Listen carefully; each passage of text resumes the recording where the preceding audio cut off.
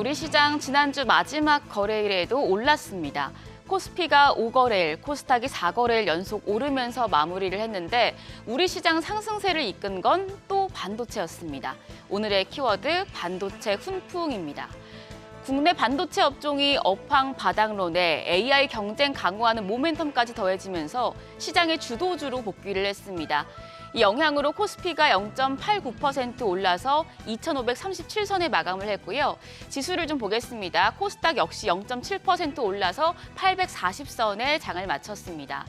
최근에 외국인이 반도체주를 중심으로 무섭게 사들이는 모습인데요. 이날도 외국인은 양시장에서 모두 매수 우위를 보였습니다.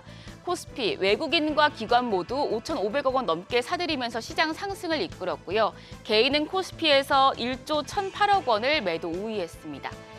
이어서 코스닥 시장에서도 외국인이 843억 원, 기관이 1,087억 원 순매수한 가운데 개인은 1,808억 원 매도 우위를 나타냈습니다. 다음으로 환율입니다. 원달러 환율이 3거래일 연속 하락하면서 외국인 수급에 우호적인 환경을 만들어줬습니다. 이날 서울 외환시장에서 달러 대비 원화 환율은 7원 50전 내린 1,326원 70전에 거래를 마쳤습니다. 미국 부채 한도 협상에 대한 기대감이 증시 상승을 유발한 결과인데 다만 환율이 완전히 하락하려면 6월 FOMC를 거치고 경계심이 낮아지는 2분기 이후가 되어야 가능하다는 전망이 나오고 있습니다. 이어서 시가총액 상위 종목 마감 상황입니다. 코스피 시총 상위 종목에서는 반도체주의 상승이 뚜렷하게 나타났습니다. 삼성전자와 SK하이닉스가 3% 넘게 급등을 했죠. 삼성전자가 3.32% 올라서 종가 68,400원, 52주 신고가에 거의 근접한 채 마감을 했고요. SK하이닉스도 3.95% 올라서 97,300원에 장을 마쳤습니다. 반면 LG에너지솔루션 1.78% 하락해 종가 55만 2천 원, 삼성바이오로직스가 0.13% 약세로 77만 9천 원에 장을 마쳤고요. LG화학도 1.55% 하락하면서 마감가 69만 8천 원이었습니다. 6위에서 10위권에선 삼성 SDI가 0.87% 올라서 마감가 69만 8천 원을 기록했고요.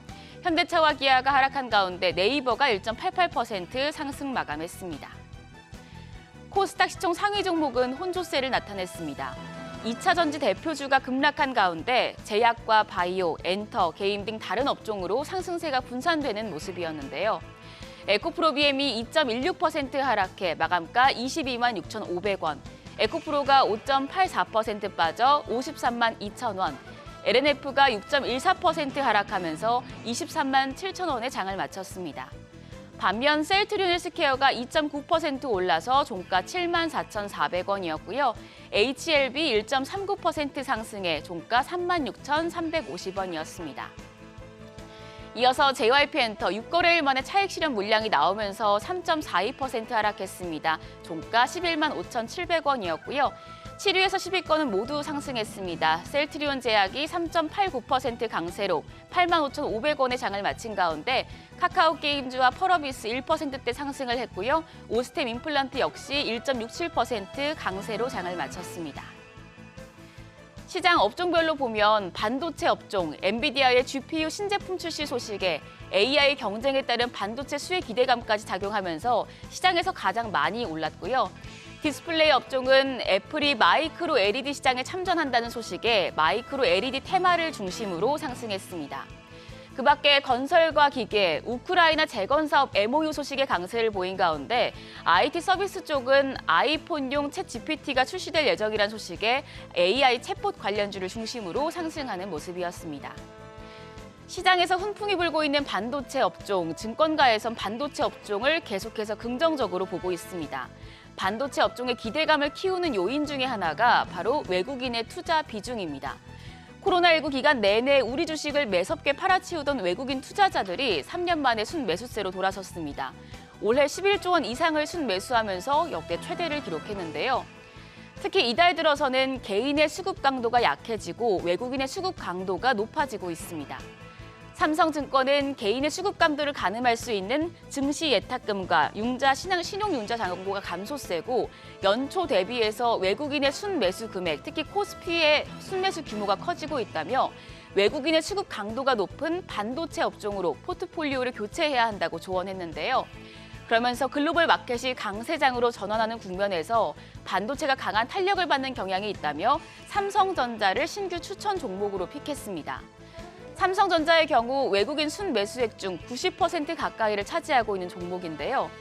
디램 업황이 회복되면서 가장 신제품인 DDR 스팟 가격이 턴어라운드를 하고 있고 이에 따라서 삼성전자의 주가 역시도 상승 전환할 것이란 분석입니다.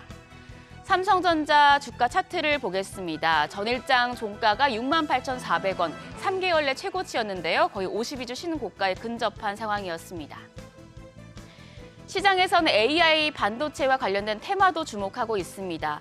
기존 반도체보다 연산은 더 빠르고 전력 소모는 적은 AI 반도체 관련 종목들도 주가까지 확인해 보겠습니다.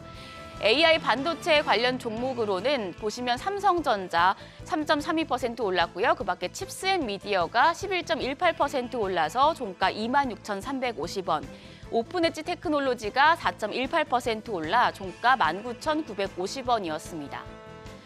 한화투자증권은 AI 반도체 시장이 연평균 20%씩 성장할 것으로 예상된다며 반도체 시장에서 AI 반도체가 새로운 주도주가 될 가능성이 있다고 밝혔는데요.